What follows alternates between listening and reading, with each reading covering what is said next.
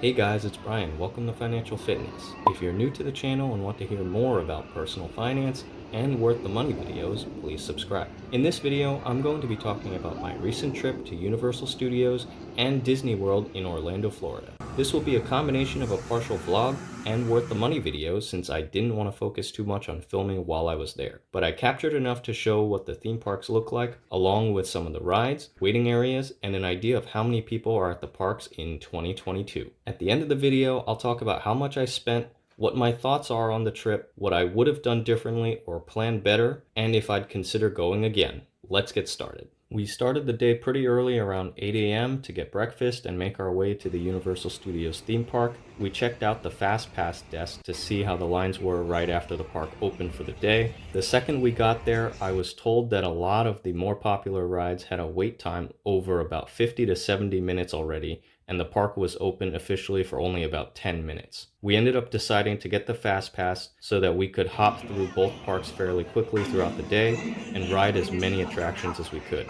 They were expensive, but they were totally worth it as we rode a minimum of about 13 rides or so for the day, and we waited no longer than about 10 minutes for anything with the exception of the Minions ride, which we still waited about 25 minutes, but that was the only one. The first ride was Minions, since that had the longest line.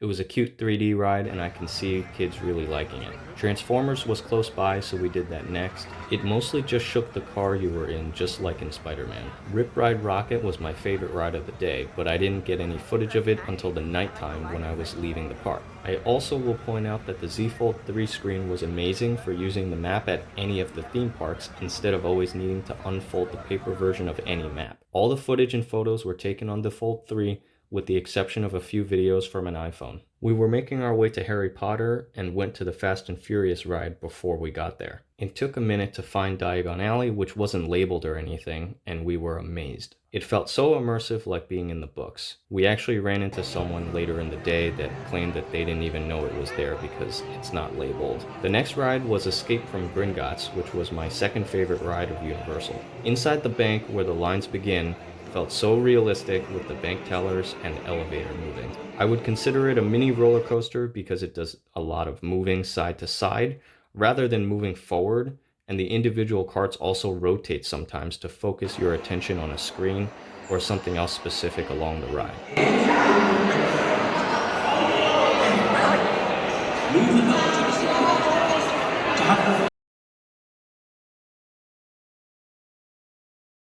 After that, I got an Earl Grey and lavender ice cream cone from the ice cream shop right outside Gringotts.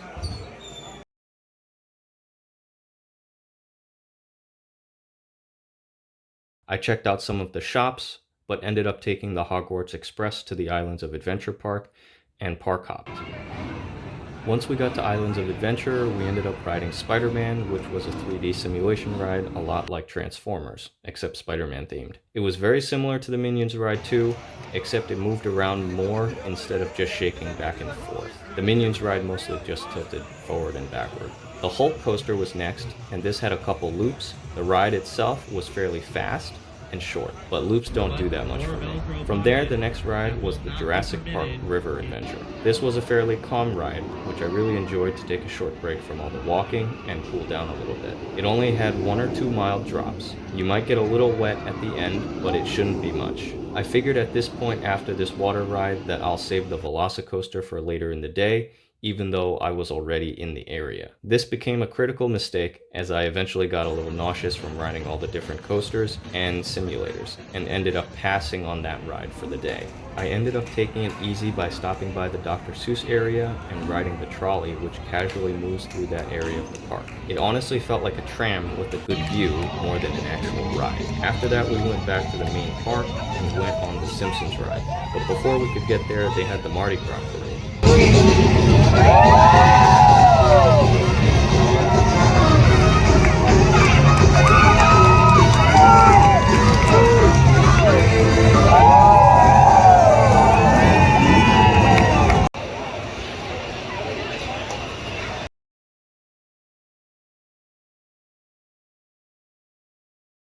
Ended up taking another photo in Diagon Alley at night to get a different background. That was the end of the theme park rides and attractions. We were trying to get dinner in City Walk, but without a reservation, it was impossible. Finally, we found bar seats at Big Fire Grill, and we were pleasantly surprised with what we ordered. We ordered a short rib pasta and a grilled chicken sandwich. The next day, we went to Magic Kingdom to start with the 4 Disney theme parks.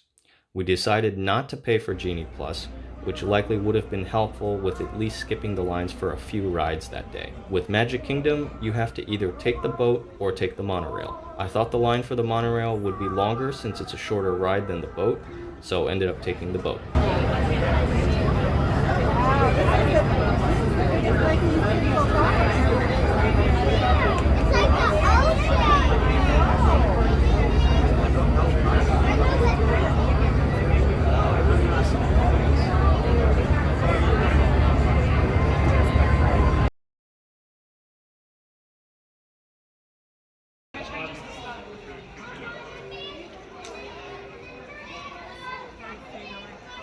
Once you walk through the main entrance, there are a bunch of gift shops that we briefly checked out. While we were browsing, we ended up hearing the parade and went outside.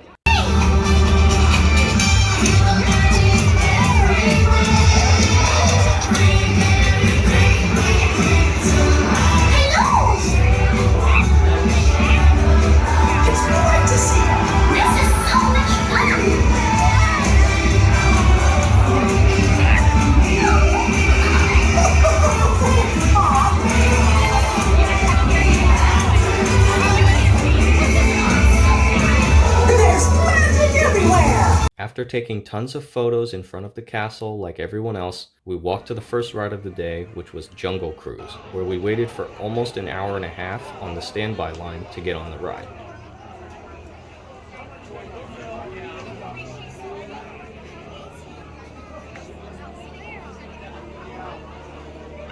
After that, we rode the Aladdin Magic Carpet ride because the line was only 5 minutes long. The whole ride basically just goes in a circle, and you have the ability to control 2 things while inside the carpet: tilt it forward or backwards, and also either raise or lower the carpet. It's a cute kids ride and was a nice way to cool off with the breeze from the ride going in circles. At this point, I just had to try the funnel cake as a snack. It was way better than I expected and super crunchy. The strawberry syrup and whipped cream were great to top it off. Splash Mountain was next. You can see how many times the line wraps around. Even check out how unhappy this guy is waiting online. After the ride, which was fun and only had 2 small splashes in it, I got the famous giant turkey leg as my lunch for the day. It was tender on the inside and crunchy on the outside, pretty decent for $14. I was kind of upset that I couldn't finish the whole thing either because they don't let you wait in line with food, only drinks. After that, I just had to try the Tomorrowland Speedway. When I came as a kid, I remember just wanting to ride this all day, which I did do once. Fast forward 2 decades later, I was able to see why I'd enjoy it as a kid, even though it obviously does not have the same impact on me now. While taking a break to get some water, we saw the line for It's a Small World had dropped down to 25 minutes, so we decided to ride that while the line was short. This was the last ride for the day, even though I wanted to ride the Seven Dwarfs Mine Train. Wait, it was almost 2 hours all day.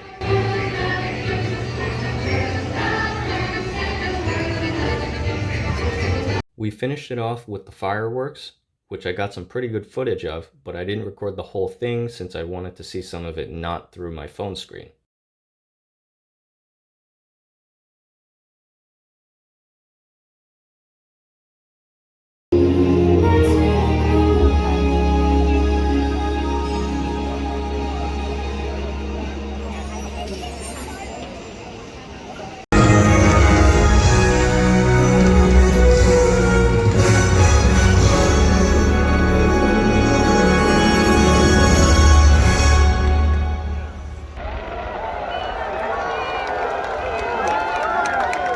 Good evening.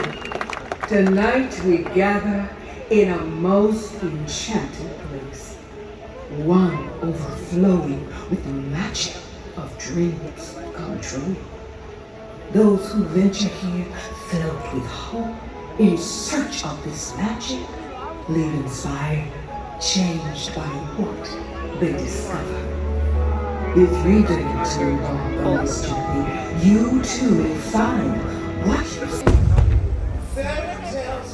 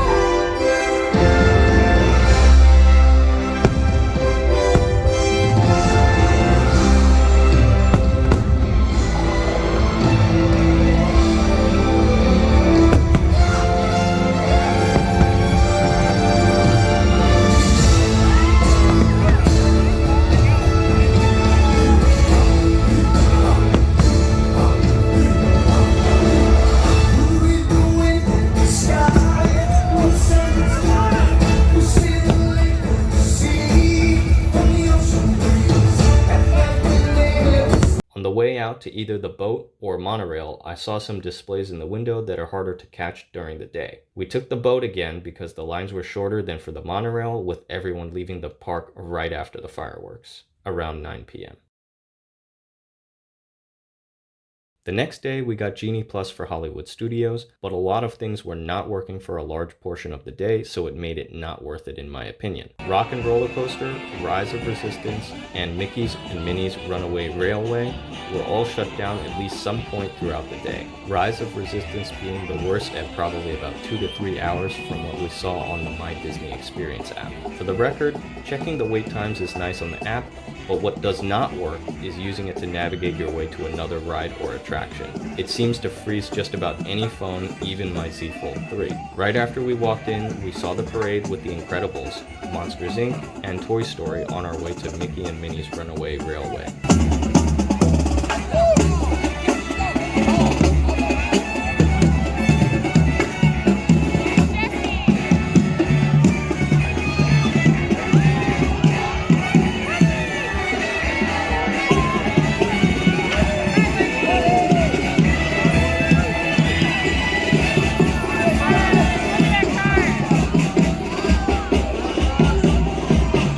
Even though the wait was just under 1.5 hours, we just made it through before the ride was out of service.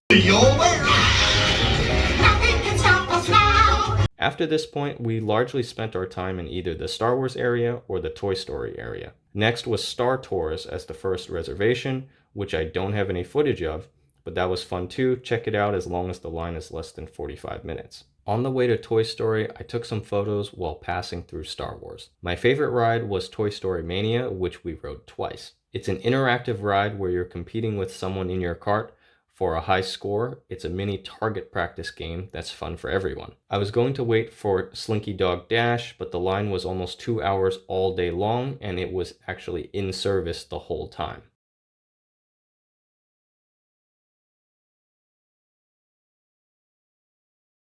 Hey everybody, who's your favorite toy?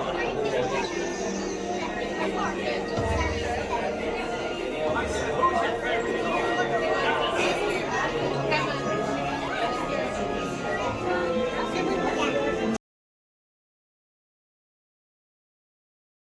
But at this point, the second ride reservation for Genie Plus that I made that morning was coming up for Smuggler's Run. We went right up to the Lightning Lane entrance and got on the ride in about 5 minutes. It was pretty fun, very interactive, just like Toy Story Mania, but Star Wars themed, and was taking a few pages out of the Han Solo movie, where they are harvesting coaxium, but not quite doing the Kessel thing. Across the galaxy, pilots to navigate, engineers to operate the ship, and gunners to defend the shipments. And that is where you come in.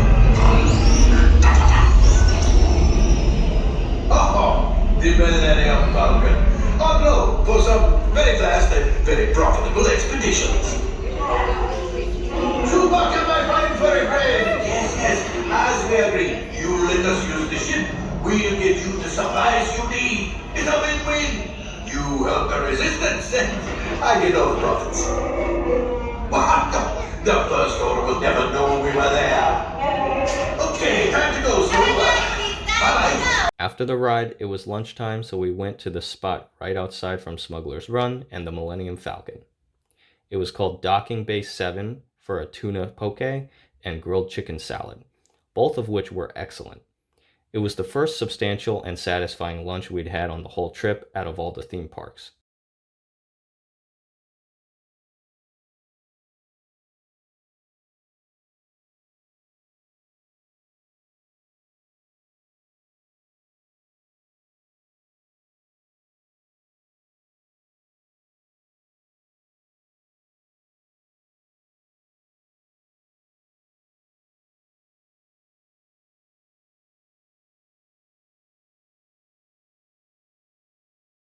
The last reservation for the day was Indiana Jones, which honestly didn't even need a reservation since the theater is pretty big.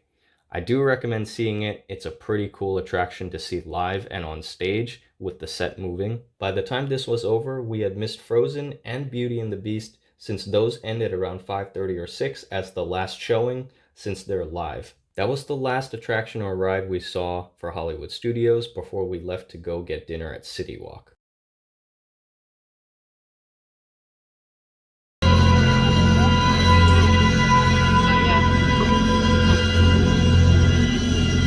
Forrest stall. He was good. He was very.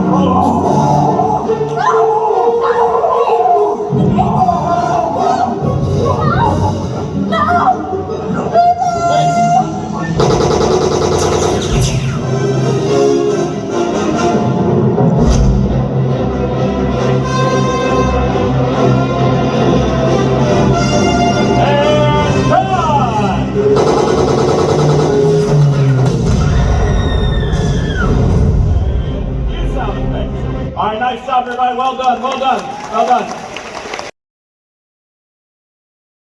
We did a quick walkthrough of the Walt Disney Museum to check out a few things and learn some history about how the magic and animation was initially created. Since we missed the Italian restaurant the first time the day we were at Universal, I was determined to eat there, and we made a reservation while we were in line for Toy Story Mania for Vivo. We got the mussels to share and 3 pastas. 2 of the pastas were for me. The pastas were a lamb ragu, cacao pepe, and linguine with clams. All of the pastas were made in-house, and you could tell by the texture. This was the most satisfying dinner of the trip. Highly recommend it, and definitely make a reservation for one of the restaurants while you're at Universal so you don't have to make a separate trip like I did. The next day at Animal Kingdom, I got Genie Plus since there were quite a few rides that I wanted to make sure that we rode throughout the day. This one felt the most worth it to me and was my favorite Disney park out of the 4. The safari was the first thing I reserved to start the day. Wanted to make sure we saw some animals. Keep in mind that the safari vehicle does not really stop at all, which caused some of the photos to be a bit blurry,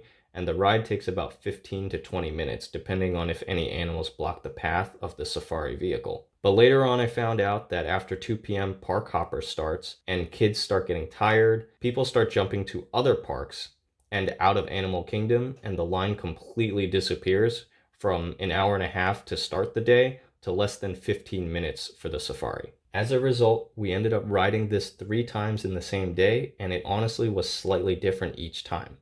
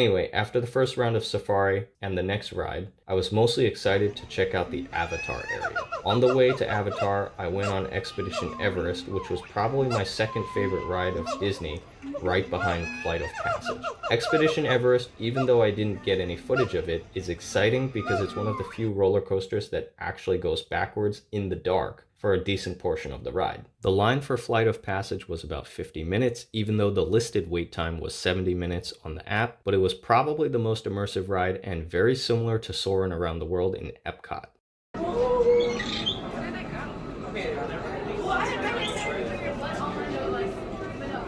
The wait times tend to be higher for Flight of Passage because people are taking pictures of the waiting area, so it may realistically be shorter than the listed time. The main difference was the Avatar theme and that you're riding a bike or Banshee instead of just sitting in a chair for Soarin' Around the World. Unfortunately, Banshees live high in rookeries and humans can't get anywhere near them without becoming their lunch. But the Na'vi and Avatars can. In fact, the Na'vi have been riding on the backs of Banshees since their earliest history. Thanks to science, Avatars can ride on Banshees too. After that, waited for Na'vi River Ride, which was extremely fluorescent and colorful.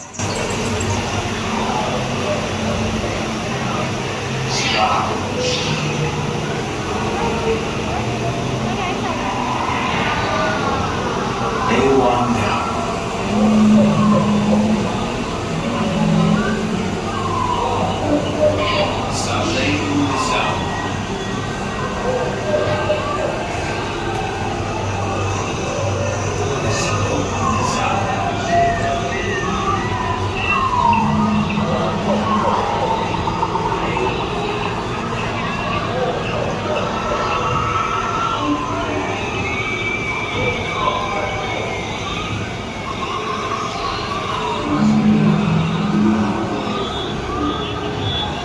Once the Na'vi River Ride ended, we stopped for the most forgettable lunch. Everything, including the salad dressing, was pickled for some reason. We got noodles with chicken and a shrimp salad.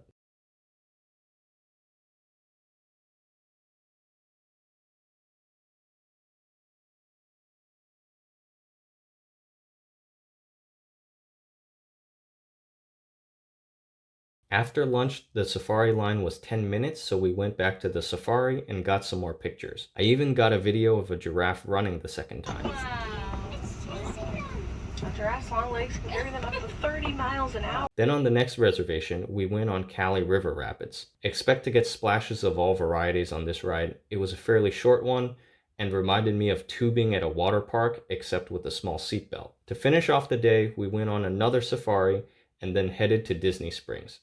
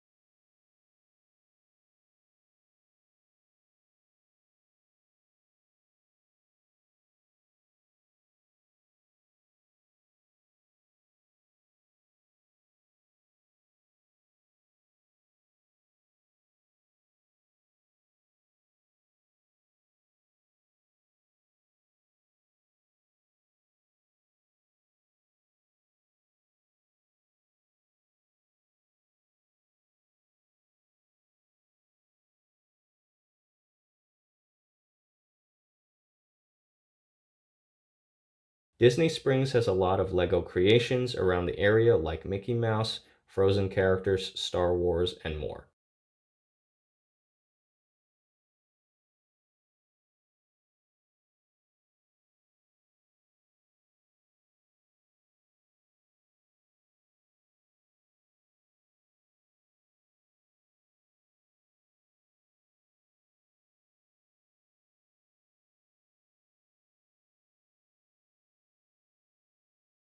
I also saw an amphibious car for the first time also that day, and got some footage of one pulling into the dock from the water.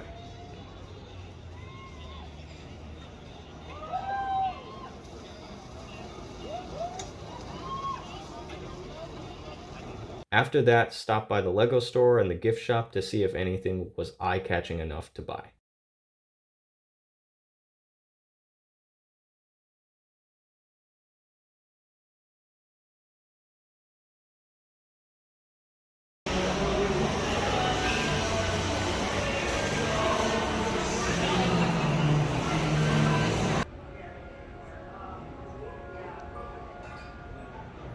And the last day was Epcot.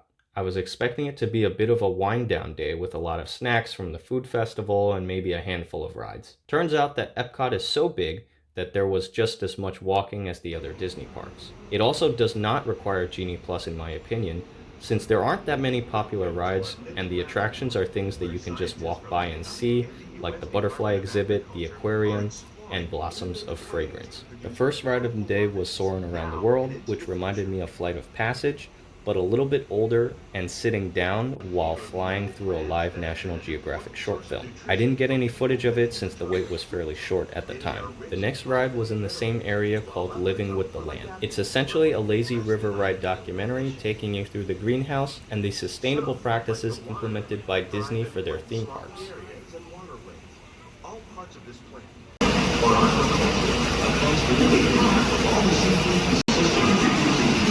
Recycles the water that they take. As a result, we're able to save millions of gallons each year. Our small fish pond. New Orleans, there was this place out in Sligo. Oh, I left my hat in the thing. While there are more than 50,000 edible plant species in the world, most of us are only familiar with the handful that make up size. We're growing these crops using our nutrient film system. This technique precisely controls and recycles water and nutrients. With it, we can produce over 27,000 heads of lettuce a year in this one small area.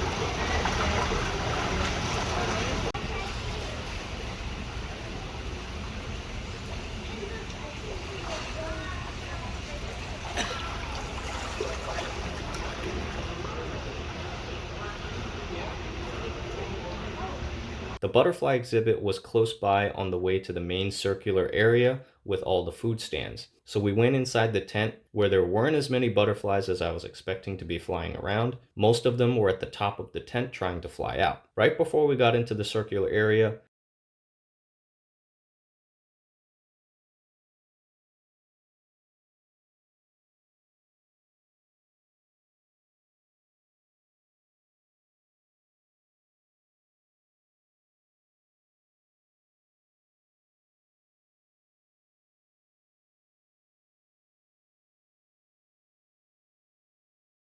Blossoms of Fragrance was on the side where everyone was smelling all the different flowers. They did smell nice, and it's pretty quick. Spent maybe 10 minutes or so smelling everything in that area.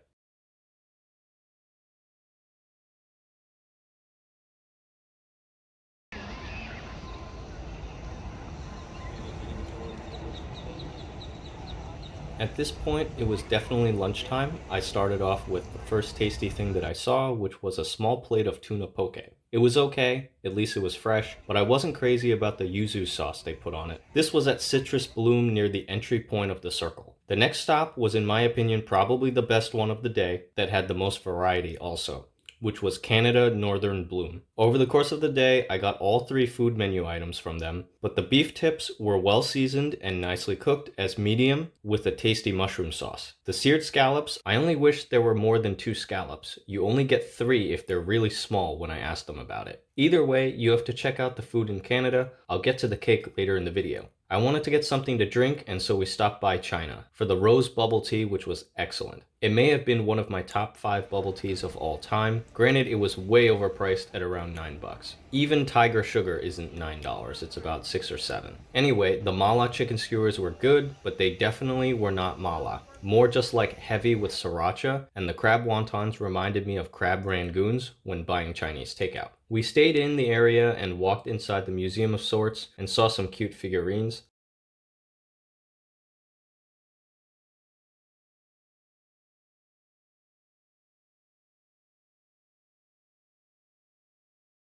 Then outside, I saw a display of the Chinese zodiac.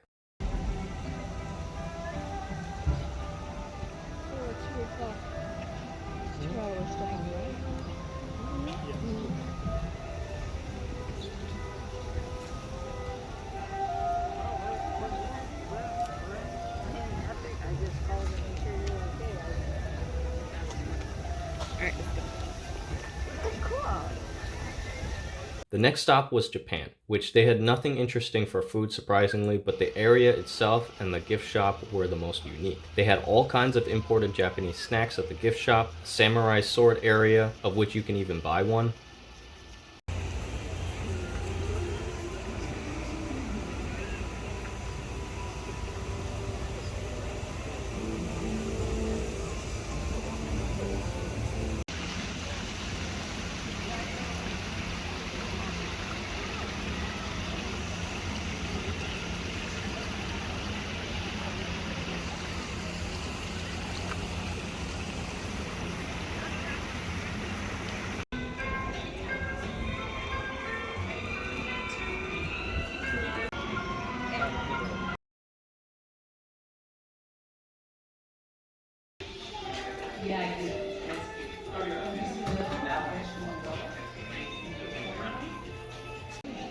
Oh, it's not a museum, it's like...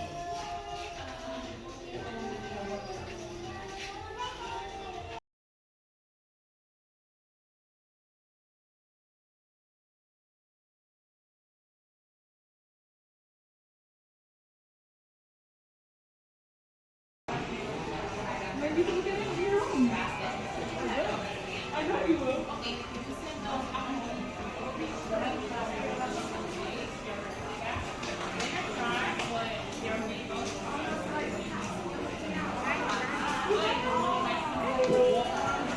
I was about to leave Japan when there was a drum show that happened.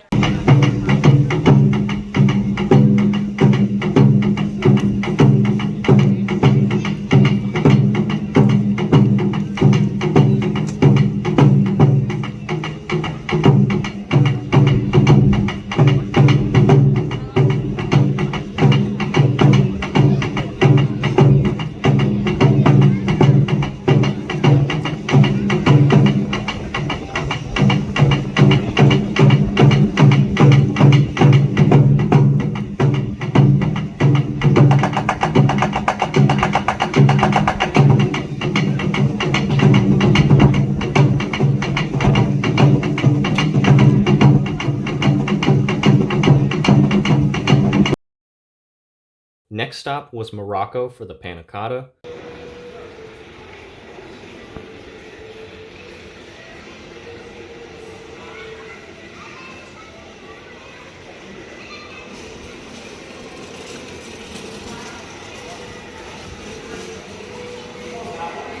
Which was very underwhelming except for being able to take the photo of it. It just wasn't that tasty. We were waiting in standby for Ratatouille in France, but about an hour into the wait, the ride went out of service, and we were only halfway to the front of the line anyway. I was annoyed at this point and intended on getting a crepe, but the line was too long for that too, so we walked over to Test Track and went on the single rider line, which only took about 5 minutes. We also checked out the Finding Nemo ride and the aquarium before getting dinner. Test Track is a must try. It would have been nice if the straightaway were a bit faster and longer. Stop playing games! Games? I love games! Ooh, I'm thinking of something pink and bouncy that looks like a balloon! Ah, jellyfish! Right! Okay, now I'm thinking of something pink, kind of balloon. That's jellyfish! You're good. Awesome! Red shell, Nemo! It's the EHC! I've never been to the EHC before! Go with the flow! Right behind you, Dad! Come on, Nemo! Go with the flow!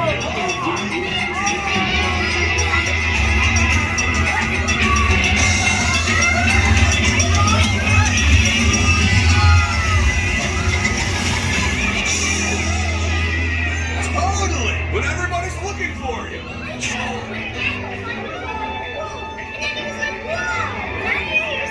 Wow! I saw all these jellyfish and anglerfish and sharks. Get a ladder, kid! Hey, Jim, I lied with you! Because yesterday Take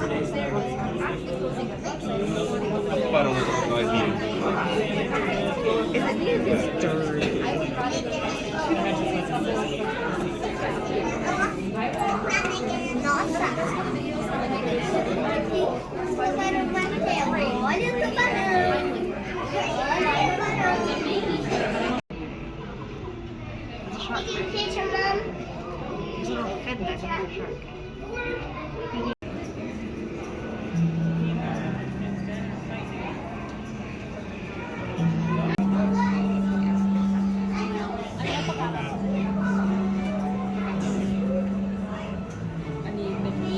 It takes coral more than a year to grow.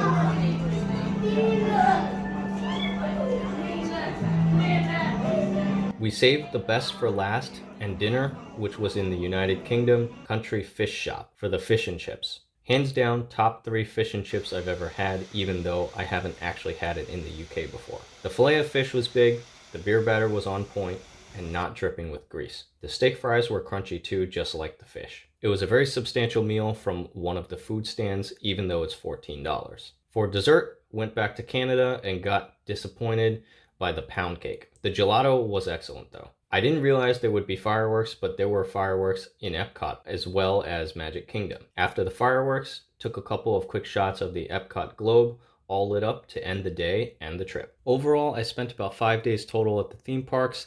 The order of them were Universal Studios and Islands of Adventure, which I got the park hopper tickets for one day to jump between both for 2 people. For the Disney parks, I went to Magic Kingdom first, since that's the most popular, followed by Hollywood Studios, then Animal Kingdom, and finishing it off with Epcot. I also kind of recommend taking a break day if you can afford the expense, if you're thinking of doing all 4 parks and maybe even Universal too. Your feet will likely hurt a bit from standing in lines and all the walking around, even if you're in pretty good shape by about the 3rd or 4th day. Here is a look at the tracking of how many steps per day we took at the parks. 20,000 steps is roughly equal to about 3 to 4 miles depending on your stride and height, so something to keep in mind. So as far as pricing is concerned, everything that I mentioned here is based on 2 people.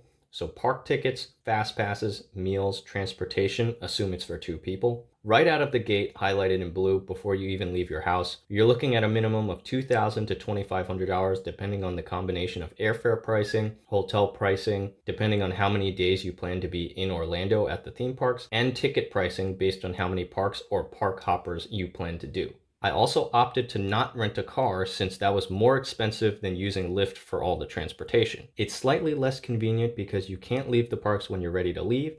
You have to either schedule your rideshare in advance if you know what time you plan to leave the parks, or be ready to wait for a while since the entire park leaves right around closing time. I think the trip is worth it, but the only things I'd do differently are I would combine Hollywood Studios and Epcot into the same day as a park hopper ticket to save on 1 day of expenses, and I'd not use Genie Plus for either of these 2 parks and instead use it on Magic Kingdom. The reasoning here is because Epcot has the International Food Festival, so you can park hop after 2 p.m. from Hollywood Studios and finish out your day and get dinner at the food festival stands and maybe even catch the fireworks if you wanted to. I'd use Genie Plus at Magic Kingdom instead of Hollywood Studios to be able to reserve at least a couple rides since the crowds and kids will always be at Magic Kingdom. Keep your sound on for the blooper at the end I caught while recording some B-roll. Thanks so much for watching. I hope you liked this video and found it insightful. Click the like button if you did, and please subscribe if you haven't already. Click the notification bell so you can see when I post videos next. Feel free to leave comments, questions, and any topics you might want to hear about in future videos to get on track to being financially fit. See you in the next video. And they're all going to get lit.